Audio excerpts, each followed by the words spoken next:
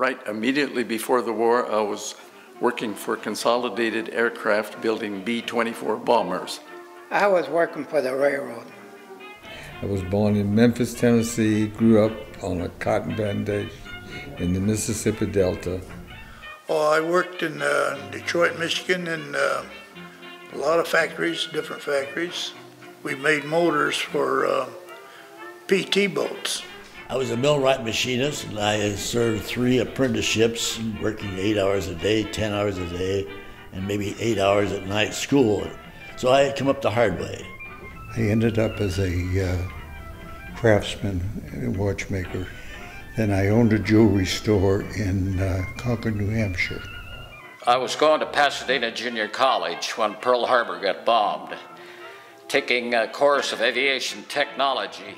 Before the war, I was going to school. Yeah, I went in at 16. Being a bum, really. I wouldn't go to school, I wouldn't work. Finally, I just went in the Navy. My military career started when I was 15 years old. I enlisted. I was drafted. Oh, I knew it was coming. There was no doubt in my mind, and I was just waiting for the day. I was going to enlist, and then I took my folks to Phoenix, Arizona, and I went in from there. They called me, and they said, what do you prefer? And I said, I'd like to go in the Navy. Yeah, I went down and tried to get in the Navy at that time, but they weren't taking anybody in, so I went home, talked to the wife, and I said, I'm going down to see about the Army. I became an Army person. I saw a war coming on, and I just piddled around, and I drove an ice cream truck and everything else, till about June, when I enlisted. I enlisted. It was called the Army Air Force at that time. I was drafted. President of the company come around, he says, no, I'm going to let you go in the Army. I got thrown in jail. They gave me 3 choices: go to work, go to school, or go to the Navy. And because of that vast amount of experience, they made me a sergeant right away. I signed up and learned to fly in the Navy and became a naval aviator, and eventually became a Navy dive bomber pilot World War II. I was immediately sent to Camp Roberts and spent nearly 5 to 6 months up there. Received my MOS, my military operation number, which is a heavy machine gunner. As a master watchmaker, they of course assigned me to an instrument lab. Unfortunately, the instrument lab had no mechanical instruments. It was all optical instruments. That figured. I learned optical instruments, BC scopes, until Pearl Harbor came. I was told that I qualified to go to Army Specialized Training Program, but first I have to do my basic training. Basic training was in Greenwood, Mississippi. I had a girlfriend in just outside Greenwood. On one Sunday I was practicing, and I chose to practice over her house. My father lived on a plantation outside Greenwood. So I did acrobatics, old B-7 trainer plane, and I did acrobatics and circles and so forth. Unfortunately, the colonel of the base was having Sunday dinner with her father, and those people waving at me included him. So when I got back to base, there were a couple of MPs. That boot camp was quite a deal. They gave us all kind of training, even practice throwing hand grenades. And I thought, well, I'm in the Navy, but they were, I guess, figuring someday when we invade Japan, we'd be able to go ashore and battle like the Marines or the Army. Training was for military police, and that's something I worked in factories all this time now. I want to make a policeman out of me, you know. We done a lot of training, you know, crawling underneath barbed wire, and they were shooting real bullets, you know. I know one of my buddies, he couldn't take it, and he raised his hand, and the bullet chopped his finger off. Oh. So there were real bullets, you know. Yeah, it was just basic training. I was only in the Navy 30 days when I was on a ship going overseas. 21 days, and then 3 days outgoing unit, 3 days in the destroyer base, and then on the ship. We went by convoy. It was about 50 ships in a convoy, plus naval ships that were escorting us. We were on the U.S. Remembrances on a unescorted 6-week tour zigzagging across the South Pacific and landed in Holanda, Guinea 6 weeks later. We were 50 miles out of San Francisco, and there were already Jap subs chasing us. But I learned that tail gunners and the B-17s had about 2 minutes of actual combat in the 8th Airforce. And it made life very good from a boy from Mississippi. I slept on clean sheets every night, and we got medals whether they deserved them or not, and I had a good life. The 8th was a glamour Air Force. The Memphis spell, they made a great big deal out of it. After 25 missions, we flew 50 quietly. They gave out medals like you wouldn't believe. We didn't get any to speak of. They assigned me to the 1st Infantry Division. During Normandy, you know, I was on the 2nd wave. Our job was to follow like the 3rd Army. After they took a town over, we stayed there and took control of the town or the area till another unit came and they took over, and we kept on going. I was a sight setter on a 5-inch 25 gun. And there was no training. They said, go do it, and I went and did it. Every night we'd hear boom, boom, boom, and you know, and we were right on the riverbank, and we started getting bodies, Japanese and Americans. We'd take them out of the water down there. Every day we'd go down and they'd find bodies floating down that river. All right, I had a plane shot up pretty bad. So they gave me another plane, and it had 2 rebuilt engines, so I had to break these engines in. All of a sudden I look out to my wing, and there's a P-47. Tuskegee Airmen were killing themselves by going beyond the point of no return for helping us. I didn't realize who it was or what. But he saw me look, and he called me and asked me, do you mind if I fly formation on you? I want to practice. I said, fine. It's all over the damn place. Finally, I had enough, and I called him. I said, I'm going on down. I'm through. Why don't you come on down and have a drink? He got out of the plane, and I was shocked. He was black as the ace of spades, which didn't bother me personally, because I came from an area that we had no prejudice, but I was very concerned because the group I was in was made up mostly of people from Georgia and Alabama. You never saw anybody in your life more warmly welcome than that man was, that club. This one time, it was like 12 o'clock midnight, and the moon was shining. It looked like daytime, you know, you could see everything, you know. So all of a sudden, the German plane came by, and they opened fire with the machine guns, you know. And there was a brick wall where we were standing, and so we're all spread out with arms like that, and nobody got hurt, you know. And they say that men don't cry. Well, I cried, and not only me, we're, you know, scared, you know. I said, this is it. You just can't believe the sky was so black with bursts, gun bursts, shell bursts, and planes come flying through them anyway. You're not really scared at the moment. I mean, you got a job to do, so you're doing your job. But afterwards, then you kind of get shaky. But it was nothing really scary about it when you're doing it. It's just afterwards when you're thinking about what could happen. I always believe in prayer. I said, Lord, show me some sign or something. Lieutenant wanted us to go that way, and I said, no, we're going to go this way. He said, you're lucky because there was a unit, and they all got slaughtered. They all got killed. He said, you've done the right thing. I said, Lord, thank you. And from there on, he always said, Henry, which way? It's not that I was really realizing what was going on. I mean, you're 17 years old, you don't really realize. But it sinks in after a while when you get shot at a little bit. You're a sitting duck. You're in a hole and protecting others, but you're a target. Areas where it was kind of swampy and The Germans gave us a hard time right there. There's a lot of shooting going on. At night, they didn't say, who's here? They'd shoot first. They were really trigger happy. So we were afraid to get out at night, you know.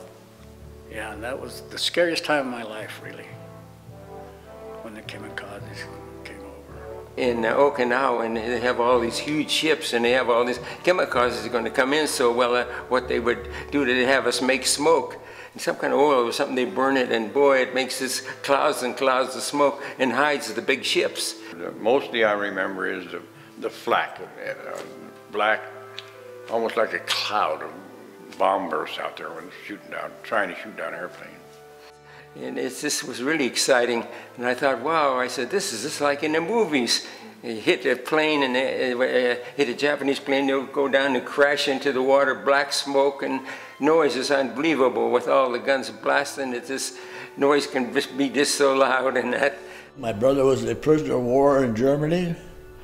I immediately went to the Red Cross, and the Captain Percival was there in charge that day. And he asked me if I was here for cigarettes. I said, no, sir. I said I was here to get information about my brother. And he came back. He says, the last minute details we have found about your brother, that he has been liberated by his own people, the Timberwolves. Immediately I got commissioned to call home, and word had been received.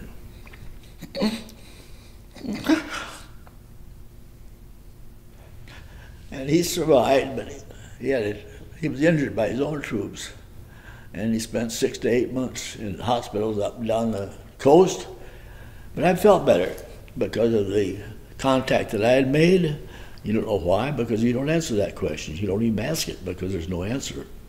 I think the worst thing was the destruction of some of the communities and the cities that they had put up with, you know, as a result of the war, the bombings and so forth.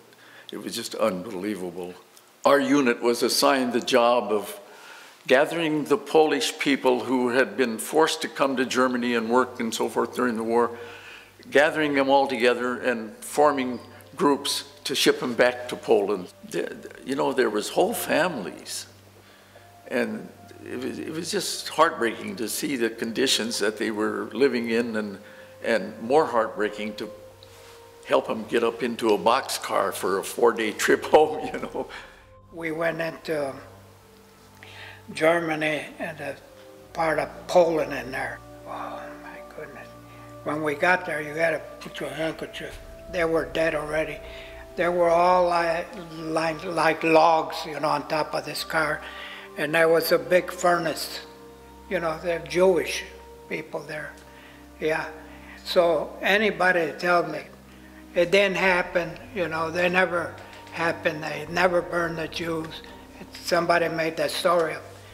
No, it's true. It's true because I saw it. There was already had landed 3 or 4 waves in Iwo Jima, and then we went up to the beach. We covered for the Army and the Marines when they landed. So we were up to the beach, and the sad part was there was just dead bodies all over the beach. Yeah. They all figured it would be the bloodiest warfare ever conducted on the face of the earth, because the Japanese, you know, were big at the time with kamikazes, suicide squads, but they had that set up for tanks, trucks, infantry, everything. It was going to be a suicide mission to protect the homeland. Well, of course, they dropped the A-bomb on Hiroshima and Nagasaki and ended the war. I would say the thought came as to the decision that the President of the United States made at that time, President Truman, of the tremendous strain that it put on him to do what he had to do, which saved a lot of us, enabled us to get home. All of the fighting was almost over with, but we went into all of these areas and kind of wiped up the remains. And I ended up in Pilsen, Czechoslovakia, and that's where I was when the war ended. And all of a sudden, all I remember was a bang. I woke up, I was in a field hospital. A couple days later, a lieutenant came with the nurse, and they pinned a Purple Heart on me. We left Guam heading for Japan when they dropped the bombs. Well, we made occupational duty in Hiroshima and both Nagasaki, and you couldn't help but see the destruction, because we were in there rather soon after the bombs.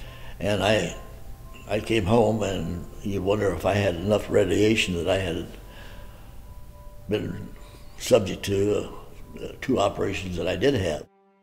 I was laying there in the hospital, and a nurse came. She was crying and hollering and screaming, and she kissed me on the cheek. She says, "The war's over." Big celebration, and needless to say, Pilsen is famous for its beer, so we had lots of beer to celebrate. So. When the war was over, yeah, I was happy to get home to my wife, and we had a little boy by then. A lot of boys were getting shipped out because they had so many points.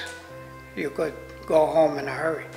We went back to the States. I got out on the point system, and those that were married, they got out first. As time is fleeting, it grew impatient, and I took my points and went home, which I don't regret. And I had 64 points. And so during that time, they put me to guarding Japanese prisoners. And then one day the good word came saying, "Hey, you're out of here, you're going home." Well, I feel great.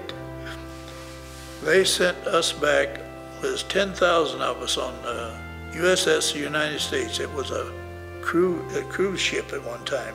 It was such a great feeling to see the Statue of Liberty as we come into New York Harbor. Home again. It made a man out of me, I'll tell you. I was a bum when I went in, but I was a man when I came out. And since I came out, I have never been out of work. You become a mentor, which you grew up to be in a way. We realize that we are given life and life is taken.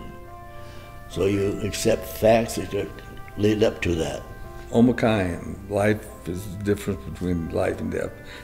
A razor's edge, and the things that come on in life, you just have to take advantage of them and where they fall. And if you're good and you're lucky, you get better things, and if you don't, that's the way it goes. Well, a lot of men, they couldn't take it. They went to drinking, you know.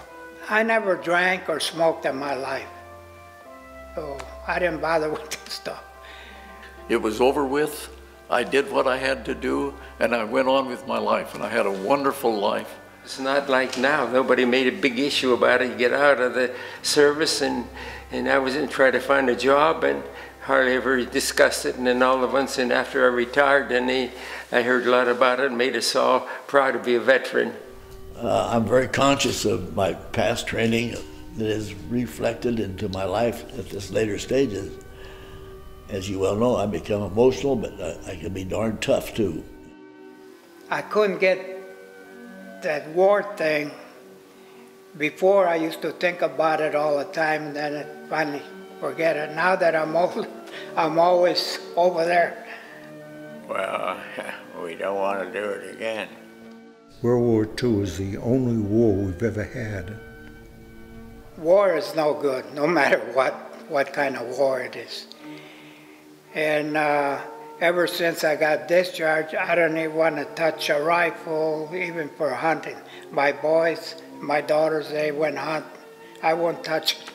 I wish more people would realize the importance of what happened. If we hadn't have fought back, we'd have been Japan now. When it comes time, do it, that's all. It's a good discipline, particularly for those who came from areas and cultures that were not strong discipline. I would recommend it for anyone. We did our job to save our country, and that's why we all joined. There's a lot of people out there that call World War II veterans the greatest generation ever. And, you know, I'm beginning to believe it.